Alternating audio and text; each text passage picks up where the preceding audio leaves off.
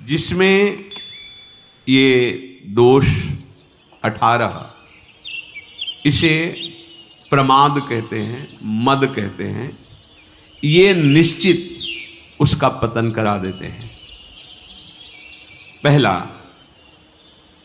कर्तव्य अकर्तव्य के विषय में विपरीत धारणा होना, भारी दोष है। इसीलिए सत्संग और शास्त्र स्वाध्याय करना ही चाहिए, जरूरी है। जैसे प्राणों के पोषण के लिए अन्न जल वायु जरूरी है, ऐसे ही हमें जीवन यात्रा के लिए सत्संग जरूरी है, शास्त्र स्वाध्याय जरूरी है। मुझे क्या करना चाहिए क्या नहीं करना चाहिए इसका ज्ञान होना चाहिए। हम कोई पशु नहीं है, मनुष्य शरीर है। कर्तव्य अकर्तव्य के विषय में विपरीत धारणा, ये करना चाहिए ये नहीं करना चाहिए, ऐसी उसकी कोई धारणा नहीं, जो मन में आया सो कर रहे हैं। ये क्या है? प्रमादी मनुष्य का लक्षण है। अहंकारी, मद दोष से युक्त ये पतन को प्राप्त होता है, दुख को प्राप्त होता है। दूसरा, असत्य भाषण में सुख मानना। देखो, क्या झूठ बोलने के बाद आपको जलन होती है? मैंने क्यों झूठ बोला? आपका हृदय जलता है? नहीं। तो प्रमाद स्थिति है। मद रूपी दोष के ये 18 लक्षण बता रहे हैं जो नाश कराते, पतन कराते हैं। तो झूठ एक तो बोलिए मत। कहीं ऐसा अवसर हो किसी के प्राण बच रहे हों, किसी का बहुत मंगल हो रहा हो, तो चलो बोल देते। व्यर्थ में केवल झूठे ही लेना, झूठे ही देना, झूठे ही भोजन, झूठ चबेना, व्यर्थ का प्रपंच। झूठ क्यों बोलते हो? झूठ राधा राधा राधा उचित बोलो। कई लोगों का मानना है कि झूठ के बिना व्यापार ही नहीं चलेगा। नहीं नहीं, ऐसा नहीं। आपकी मान्यता है ऐसी, लेकिन ऐसा नहीं है। आपकी मान्यता है, आपने असत को स्वीकार कर लिया, इसलिए ऐसा आपको अनुभव हो रहा है। आप सत्य पे चलिए, उचित मुनाफा लीजिए। सब कोई जानता है व्यापार मुनाफे के लिए किया जाता है, परिवार पोषण उसी से होता है। तो ऐसा नहीं कि उसमें आप झूठ बोलें कि कसम से कहते हैं 120 का लाए हैं, बस आपको कोई मुनाफा नहीं, 120 का दे देंगे। घर के हो आप, ले नहीं नहीं हम 110 अब इसके नीचे नहीं। अब कहाँ गई तुम्हारी कसम? अभी बोल रहे बेमतलब झूठ। हम कितने का लाए तुम्हें मतलब नहीं, मैं 120 का देंगे आपको, लेना ले चले जाइए, हमारी दुकान में फिक्स रेट है, अली खत्म। जब लोग जान जाएंगे कि आप सत्य से चलते हो, उचित मुनाफा लेते हो, कोई मोल भाव करने वाले की जरूरत नहीं। हाँ, थोड़ा ये कि बेईमानी से 150 रुपया ज्यादा आ जाएंगे तो जाके लाखों का हिसाब बना देंगे निकलने का, ये भी तो दिमाग में रखो। हाँ, वो हिसाब ऐसा बनाएंगे लाखों रुपया दवाइयों में जाएगा, होश में। अधर्म के द्वारा कमाया हुआ धन न इस लोक में सुख देता है न परलोक में। कह रहे हैं कि असत्य भाषण, झूठ बोलना। तीसरा है सबके गुणों में दोष दृष्टि देखना। जहां किसी की बड़ाई सुनी शुरू हो गए कमी देखना। दोष हैं जैसे मदिरा पीना, व्यभिचार करना, जुआ खेलना, हिंसा करना, धर्म विरुद्ध आचरण करना, ये दोष हैं। इनको अपने अंदर से त्यागना है। दूसरा कोई हमारा मित्र है तो उसको सलाह दे देते हैं कि आज सत्संग में सुना है ऐसे ऐसे दोष नहीं करने चाहिए। पर अपनी क्या वृत्ति होती है कि जो वास्तविक प्रशंसनीय है, सद्गुणी, उनमें भी दोष दर्शन करना, कहीं न कहीं छिद्र देखना और उसको विस्तार पूर्वक वर्णन करना। जो तीसरा ये पतन का मार्ग का दोष है, सबके गुणों में दोष निकालना। चौथा, हर समय स्त्री विषयक कामना से युक्त रहना। जिधर दृष्टि जाए जहां भी स्त्री शरीर में, बस गलत भाव से देखना। पांचवा है सदा धनोपार्जन में ही वृत्ति लगाए रखना। धनोपार्जन के लिए शारीरिक सेवा श्रम आवश्यक है, जो आपको मिला है, लेकिन मन रखो जहां कृपा निधाना। चित्त वृत्ति प्रभु के चरणों में लगाओ। अगर चित्त वृत्ति भी धन के चिंतन में लगी, शरीर भी धन की क्रियाओं में, तो फिर भोग बुद्धि रहेगी, योग बुद्धि तो रहेगी नहीं। तो मनुष्य जीवन का लाभ क्या मिला? और जब केवल धन चिंतन की वृत्ति आती है तो धर्म अंतर्ध्यान हो जाता है। छठवां, भोग इच्छा। रसेंद्री, जनेन्द्री, नेत्रेंद्री, श्रवणेन्द्री, घ्राणेन्द्री, इनका केवल एक ही लक्ष्य, भोगो भोगो।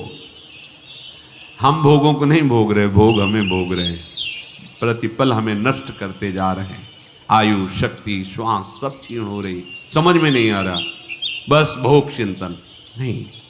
आवश्यक भोग भोगने हैं, जल, वायु, भोजन, वस्त्र, उत्तम से उत्तम।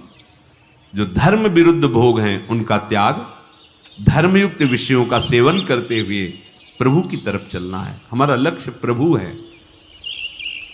सातवां, क्रोध। हर समय गुस्सा नहीं, शांत रहो, शांत रहने का अभ्यास करो। शोक, कुछ भी नष्ट हुआ, मार अंदर से टूट गए, अब क्या होगा, ऐसा नहीं। प्रभु हैं, आज असफल हुए, कल हम सफल हो जाएंगे। उत्साह नहीं तोड़ना, शोकित नहीं होना। तृष्णा, जो भोग भोग चुके हैं उनकी याद में पुनः भोगों को भोगने की इच्छा। लोभ, अधिक से अधिक और भोग संग्रह हो जाए, संपत्ति हो जाए, अधिक से अधिक। चुगली करना, किसी की भी बात सुनकर किसी और को बताना, ये सब पतन के मार्ग है। दाह, किसी के सुख को देख के जलना कि क्या करूं जिससे इसका ये सुख नष्ट हो जाए, ऐसी वृत्ति होती है। ये दाह जो होती है ये बहुत डायन स्वरूप होती है। हिंसा, किसी भी तरह से, वाणी से, शरीर से, संकल्प से किसी की हिंसा करना, दुख पहुंचाना। संताप, हर समय जलते रहना होता है। जब भगवत विमुख होता है तो हृदय जलता रहता है। शास्त्र में अविश्वास, शास्त्र की बातों में, ये जो मूढ़ पुरुष हैं, भोगी जन, संसार में आसक्त जन है, वो संत और शास्त्र वाक्यों पर अश्रद्धा करते हैं क्योंकि बुद्धि बहुत मलिन हो गई है। तो शास्त्रों में, संत वाक्यों में अरति और परम कर्तव्य की विस्मृति। परम कर्तव्य भगवत स्मरण, प्रभु को भूला हो। ऐसा जीवन है कि लगा है अमृत तो खा के आए हैं, मरने की तो याद ही नहीं है। बस कमाना, खूब भोग भोगना, बाल बच्चे, बस इतने में सीमित है।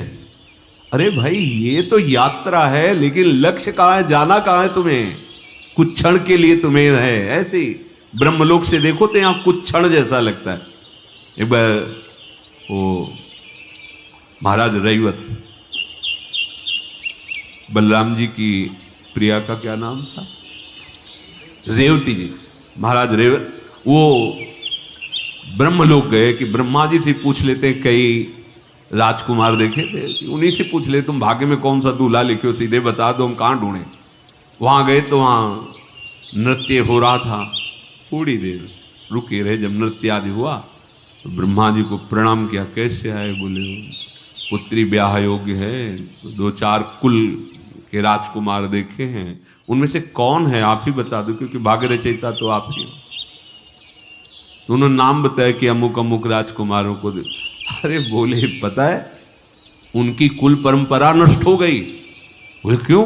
बोले जितनी देर तुम नृत्य देखे हो, न जाने कितने युग बीत गए यहाँ के। समझो, वहां थोड़ी देर सभा में नृत्य हुआ तो यहाँ युग के युग बीत गए। तुम्हारा कितना समय, 80 वर्ष, 100 वर्ष। प्रिया प्रीतम भगवत चरणारविंद का चिंतन, भूले हुए कर्तव्य की विस्मृति, परम कर्तव्य की विस्मृति। अधिक बोलने वाला मिथ्या बोलेगा, प्रपंची होगा। नहीं, साधक अधिक बोलने वाला बकवादी नहीं होता। गंभीर मुद्रा, मौन से कभी बोला तो मीठे और धीमे स्वरों में कुछ शब्द। ये जो उद्दंडता पूर्वक वाणी को व्यर्थ करते रहते हो, साधक नहीं होते हैं। हास परिहास और ऐसे उद्दंड नहीं, गंभीर। वो हर इंद्रिय की ऊर्जा शक्ति को संचित करते हैं और उसी के बल से विषयों पर विजय प्राप्त करके निरंतर भगवदाकार वृत्ति करते हैं। आप देखो, नेत्रेंद्री को बंद कर दिया गांधारी जी ने। जब सुना हमारे पति धृतराष्ट्र बाह्य नेत्र रहित है, बंद कर दिया, पट्टी बांध ली। देखो कितनी ऊर्जा शक्ति एकत्रित कर ली। जब महान महाभारत का युद्ध हो, देखा कि भगवान श्री कृष्ण उधर हैं तो मुश्किल हो जाएगा दुर्योधन को बचना। उनका बेटा तू निर्वस्त्र होके आजा, आज मैं पट्टी खोलूंगी अपनी आंखों की, तुझे देखूंगी, मेरी जहां दृष्टि पड़ेगी वज्र का शरीर हो जाएगा तेरा, क्योंकि मैंने नेत्र शक्ति को रोका है। ये जो आप खर्चा कर रहे हो ना, ये साधु नासाग्र दृष्टि, नाम चिंतन भजन, उसकी हर इंद्रिय में पावर जो है वो समिट रहा है और उसी से ऊर्ध्व गति को प्राप्त। जितना आप इंद्रियों को खर्चा करेंगे विषय सेवन में, उतने ही अध्यात्म से गिरते चले जाएंगे। देखो नेत्र खोला, वो तो भगवान ने लीला करके होंगे। बच्चे हो क्या, माँ के सामने ऐसे खड़े हो जाओगे? इतना तो ढक लो, पत्ते से ही ढक लो। भगवान अपने भक्त का प्रण पूरा करने के लिए कुछ भी कर सकते हैं। भीम ने प्रण किया था, जिसमें तुम ताल दे रहे हो कि बैठा लो द्रौपदी को निर्वस्त्र करके, इसी को महासंग्राम में तोड़ूंगा। तो अगर गांधारी की दृष्टि पड़ जाती तो भीम नहीं तोड़ पाते। वज्र का शरीर हो गया, चाहे जितना प्रहार करो कुछ बिगड़ने वाला नहीं। बस यहां तो उन्होंने कहा बेटा चूक कर दी, यहीं से मारे जाओगे। देखो दृष्टि को रोका तो कितनी सामर्थ्य उनकी आ गई।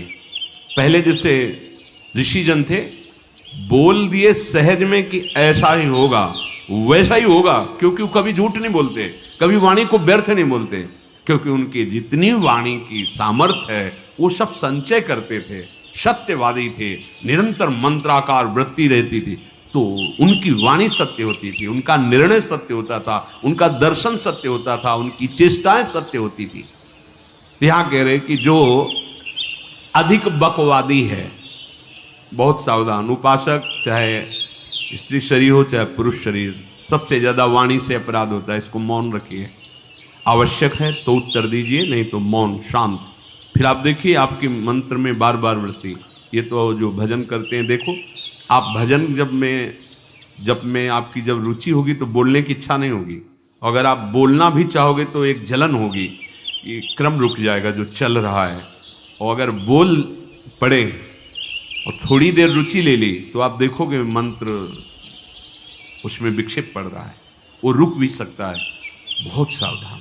हम बोलें तो भगवत चर्चाया हित सत्य प्रिय बात बोले, आवश्यक हो तो नहीं अपना नाम चलाएं, खूब सेवा करो, शरीर से खूब सेवा करो।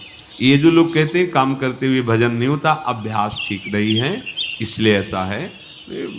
खूब सेवा होती, खूब सेवा, सुबह से लग करके शाम तक खूब सेवा करते रहो, पर भजन निरंतर चलता रहता है। भजन में ऐसी त्रुटि नहीं होती कि हमारी सेवा करते समय भगवत विस्मृति हो जाए, नहीं, अभ्यास की कमी के कारण।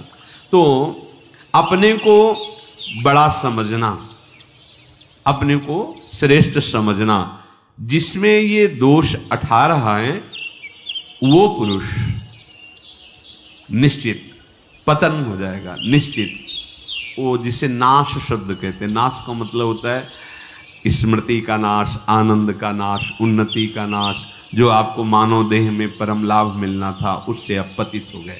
तो पहला है कर्तव्य अकर्तव्य के विषय में विपरीत धारणा, दूसरा है असत्य भाषण, तीसरा है गुणों में दोष दृष्टि, चौथा है स्त्री विषयक कामना का ही चिंतन करना, पांचवा है सदा धनोपार्जन में ही लगे रहना, छठा है भोग इच्छा, सातवां क्रोध, आठवां शोक और नवां तृष्णा, 10वां लोभ, 11वां चुगली करने की आदत, 12वां डाह, 13वां हिंसा और 14वां संताप, 15वां शास्त्र में अरति और 16वां परम कर्तव्य की विस्मृति, 17वां अधिक बकवादी और 18वां अपने को सबसे श्रेष्ठ मानना।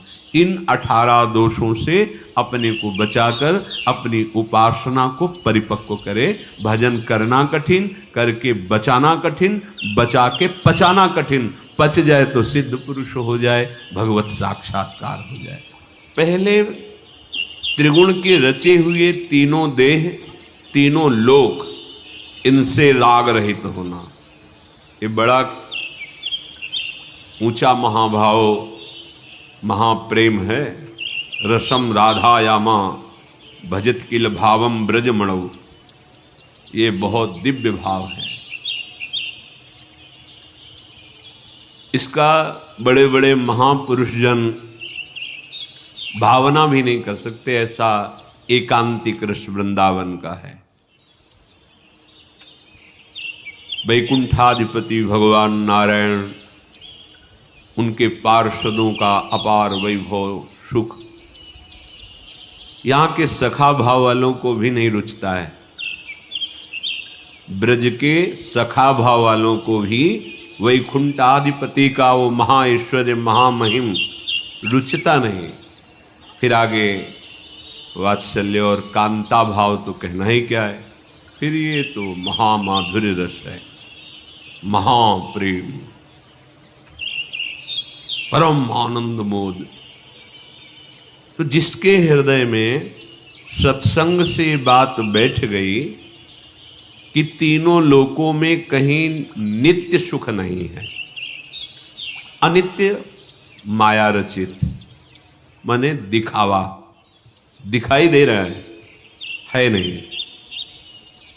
यहां से लेके ब्रह्मलोक, आ ब्रह्म स्तंभ पर्यंतम सर्वम मायामयम जगत। मां माने नहीं, या माने जो है नहीं वो दिखाई दे रहा है, जो है उसे ढक दिया, इसी का नाम माया है। आ ब्रह्म स्तंभ पर्यंतम, तिनके से लेके ब्रह्मलोक तक, स्थूल सूक्ष्म कारण तीनों देह, ये त्रिगुणात्मिका प्रकृति से ही प्रभावित है।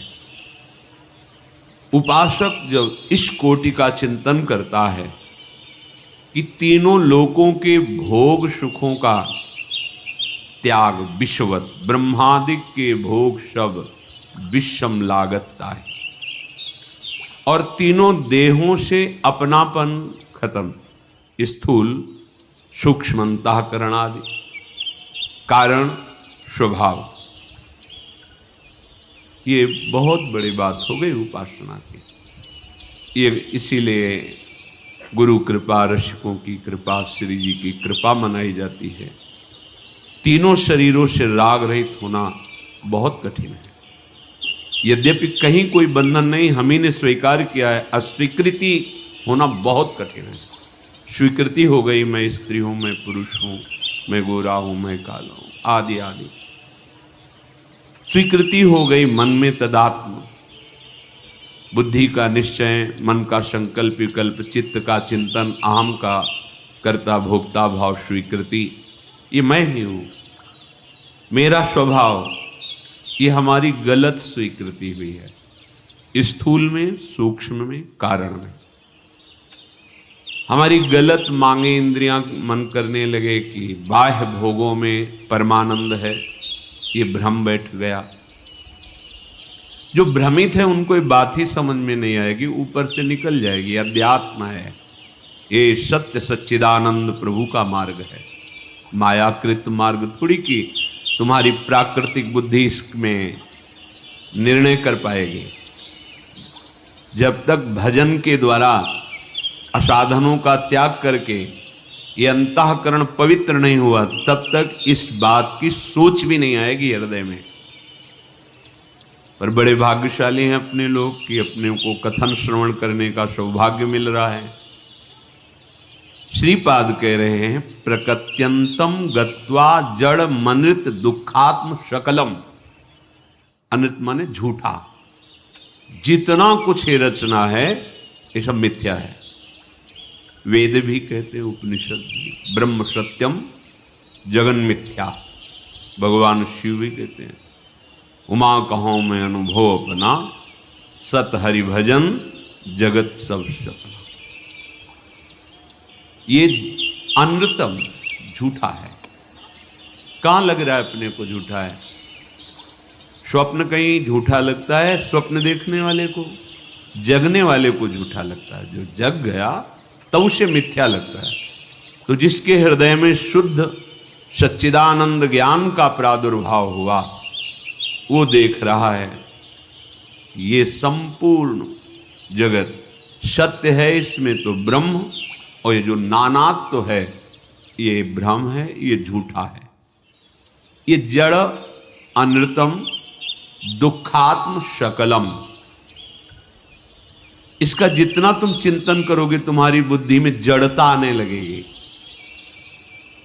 प्रभु के नाम का, प्रभु के रूप का, लीलाओं का, गुण का, धाम का चिंतन करोगे, दिव्यता आने लगे। नाम जपत आई सब सोई, देव सुबुद्धि कृपा करि मोहि।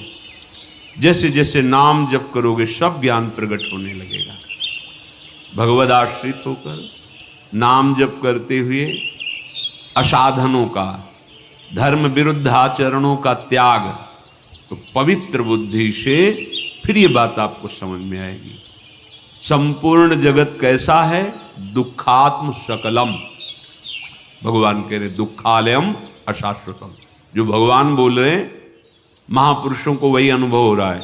पवित्र बुद्धि है, हमारी अपवित्र बुद्धि है तो हमें शरीर अच्छा लगता है, शरीर के भोग अच्छे लगते हैं, शरीर संबंधी प्राण प्रिय लगते हैं। ऐसा लगता ही नहीं कि मरना है, जाना है यहाँ से। हम यहाँ जो करने आए हैं वो कर नहीं रहे, जो नहीं करना चाहिए वो कर रहे हैं।